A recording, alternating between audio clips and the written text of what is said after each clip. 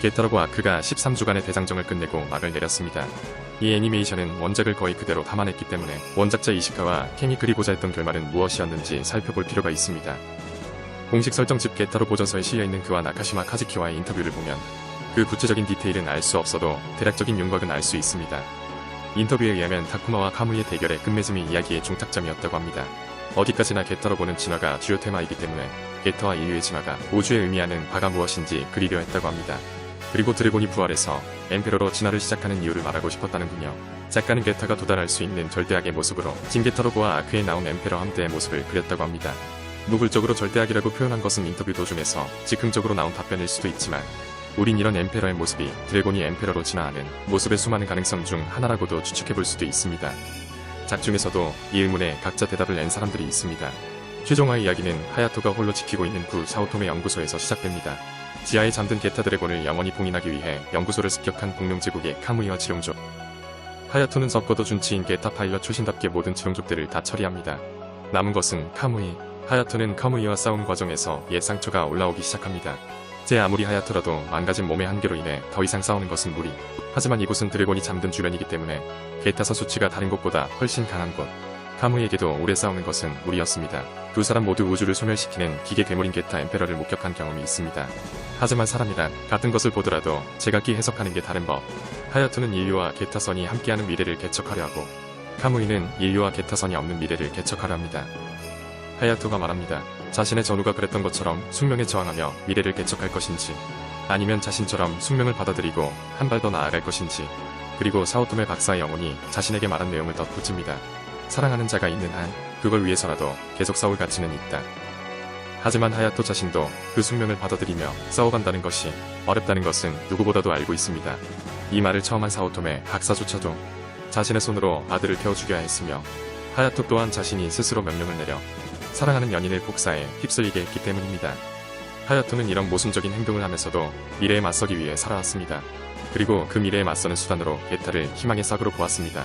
그리고 어쩌면 하야토는 파충인류와 인간이 공존하는 세상도 꿈꿨을지도 모릅니다. 아마 카무이를 받아들인 이유 또한 그가 인간과 파충인류 두 종족의 가교가 되기를 기대해서였을지도 모릅니다.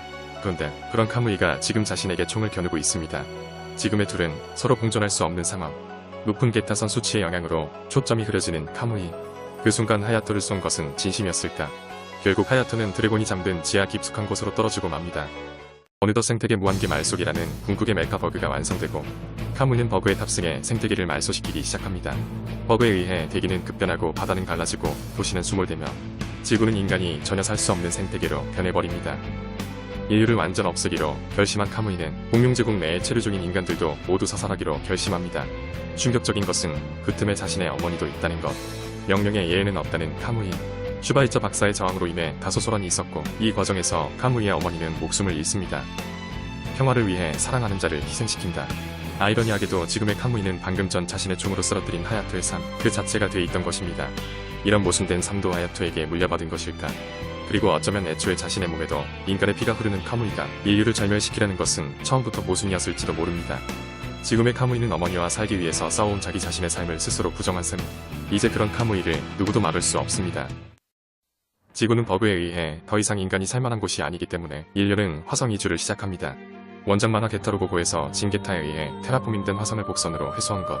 그때의 묘사에 의하면 화성 극지에 얼음이 녹고 물이 널리 퍼지는 등 생명체가 살 수 있는 행성으로 변해가고 있었습니다. 메시아 타일은 게타선이란 생명이란 말을 한 적이 있습니다. 어쩌면 화성에 간 진게타가 그곳에 생명의 씨앗을 뿌린 것일까요? 재밌는 점은 게타를 근절하기 위한 카무이의 행동이 엠페러 탄생의 트리거가 될 수도 있는 인류의 우주 진출을 도운 꼴이 됐다는 것입니다. 게타 엠페러 조우에 있었던 타쿠마도 원래의 시공에 돌아오는데 성공합니다. 이때 아크가 나타난 연출은 6화에서 진게타, 타라쿠가 나타났을 때와 똑같은데요. 이 또한 어떤 의지의 힘일까요? 한편 지하로 떨어진 하야토는 오랜 벗 료마를 만나게 됩니다. 그것이 진짜 료마의 의지인지 아니면 게타설의 의지인지 알 수 없습니다. 또한 하야토와 같은 방향의 의지인지도 우리로서는 알 수 없습니다. 하지만 분명한 것은 진화의 순간이 왔다는 것. 그리고 이 순간을 위해 하야토는 혼자만 살아남는 오랜 짐을 지고 있었다는 것. 폐허가 된 도쿄에서 대치하는 카무이와 타쿠마. 이 둘 역시 게타 엠페러를 목도한 존재들. 타쿠마는 그 끔찍한 미래는 자신들이 관여한 세계가 아니기에 미래는 자신들의 손으로 만들어 갈 거라고 말합니다. 하지만 이미 결심을 굳힌 카무이에게 이 말이 먹힐리 만무했습니다. 누군가는 이 싸움에서 이겨 답을 내려야 합니다. 그러나 압도적인 힘의 버그를 아크가 이기긴 쉽지 않아 보입니다. 다시 하야토의 시점. 하야토는 게타가 희망의 싹이라 생각하며 드래곤을 부활시킵니다. 젊은이들에게 미래를 맡기고 새로운 여정을 떠나는 하야토. 평화를 위해 사랑하는 사람들을 잃어야 했던 모순적인 여정에 그치기도 합니다. 우주의 전 생명체를 위해 인류를 말살하려는 카무이, 그리고 인간과 지구를 지키기 위해 그것을 막으려는 타쿠마. 그때 지상에서 강력한 게타 에너지가 분출하고 이윽고 드래곤이 그들 앞에 나타납니다.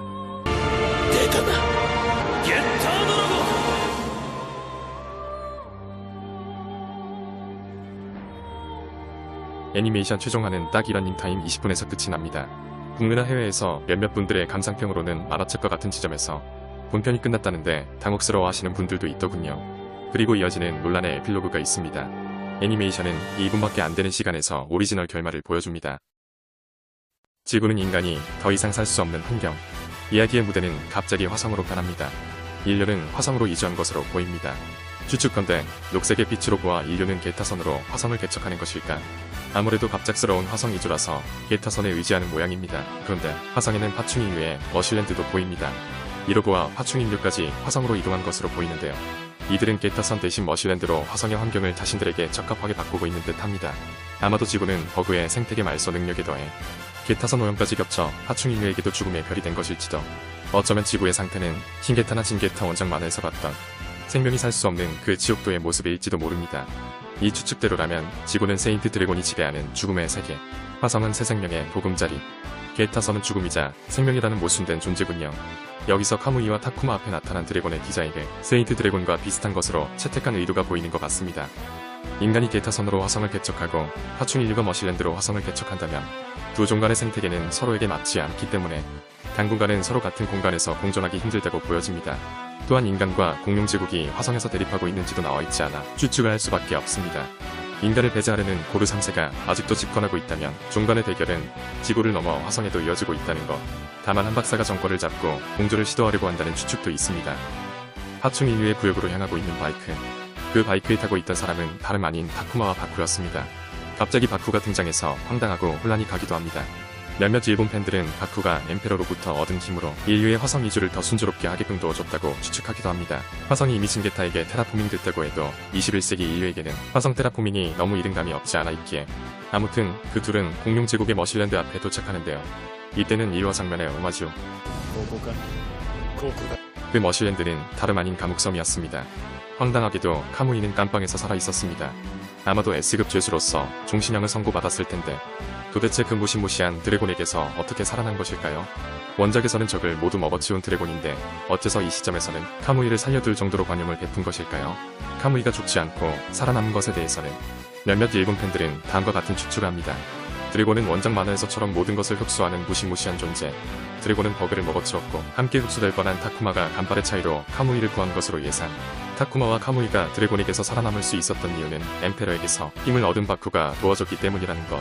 그리고 또 한 가지 추측으로는 드래곤에 의합된 하야토의 의식이 카무이를 살려줬다는 것 등이 있습니다. 하지만 어디까지나 뇌피셜일 뿐 진실은 제작진들만 알 듯. 저는 개인적으로 만약 이시카와 케니 아크를 계속 그렸다면 카무이는 드래곤에게 죽임을 당했을 거라고 생각합니다. 아니, 정확히 말하면 지금까지 게타선에 동화된 다른 모든 인물들처럼 최후에는 소멸하면서 우주의 뜻을 알게 되며 말이죠. 그게 뭔가 이시카와 캔스럽기도 하고요. 암튼 살아있는 것도 황당한데 카무이 같은 SS급 죄수가 보안이 허술한 감옥에 갇혀있는 것도 비판을 받기도 합니다. 타쿠마는 카무이에게 다시 함께하자고 제안하는데요. 자기만의 굳은 신념을 가지고 있던 카무이는 타쿠마의 그런 말에 너무나 쉽게 설득됩니다. 타쿠마가 지구를 엉망으로 만들고 인류를 말살하려고 했다. 카무이를 그렇게 쉽게 응수하려 하는 것도 쉽게 납득이 가지 않습니다. 어쨌든 에필로그에서 세 명이 다시 뭉치는 이유는 곧 있음 등장할 거대한 힘에 대항하기 위해서입니다. 어딘가에서 나가레 요마의 체인지 게타의 목소리가 들리고 곧이어 그 정체불명의 게타의 모습이 나타납니다. 그 게타의 정체는 다름 아닌 만다라에 등장한 10시 방향의 게타. 아직 이름이 밝혀진 게 없으므로 편의상 만다라 게타라 부르겠습니다. 게타에서 나가레 요마의 목소리가 들리고 사건이 벌어지는 장소가 화성인 점으로 미루어 보아 화성에 잠들었던 진게타와 연관돼 보이기도 하나 꼴랑 2분간의 에필로그가 주는 정보로 우리 같은 시청자들이 정확히 알 수는 없습니다. 다만 엠페러에게 화성의 기억이 있는 점, 그리고 드래곤이 엠페러로 진화한다고 한 이시카와 켄의 공식 언급으로 보아 화성의 게타가 지구의 드래곤과 융합해 게타 엠페러가 된다는 가설은 꽤나 그럴듯해 보입니다. 따라서 만다라 게타는 지구에 있는 드래곤과 융합하기 위해 깨어난 것은 아닐까 추측해 볼 수 있습니다. 물론 엠페러가 등장하는 시기가 수천 년 후이기 때문에 이 가설 또한 논리에 허점이 있습니다. 분명한 것은 이 만다라 게타는 게타팀이 타도해야 할 거대한 적으로 묘사되고 있다는 것. 게타팀은 우리의 미래는 우리 손으로 만드는 것이라며 그 거대한 게타와 맞섭니다.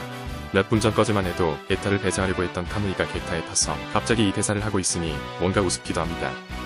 물론 이 만다라 게타가 먼 훗날 엠페러로 진화하는 엠페러의 아성체라면 카무이가 이를 막기 위해 다시 게타에 오른 것도 조금 납득이 가긴 합니다. 게다가 지구 생태계 파괴로 인류의 우주 진출을 가속시킨 것은 본인이니 자신이 지은 업보에 대한 대가로 다시 아크에 타야만 할지도 모릅니다. 에필로그는 게타팀이 만다라 게타에게 돌진을 하는 장면을 마지막으로 끝이 납니다. 엠페러가 없는 또 다른 가능성의 미래를 만들기 위해 엠페러의 아성차에게 덤비는 장면으로 끝맺은 것은 운명을 넘어라라는 작품의 주제의식을 꽤 잘 보여준 것 같습니다.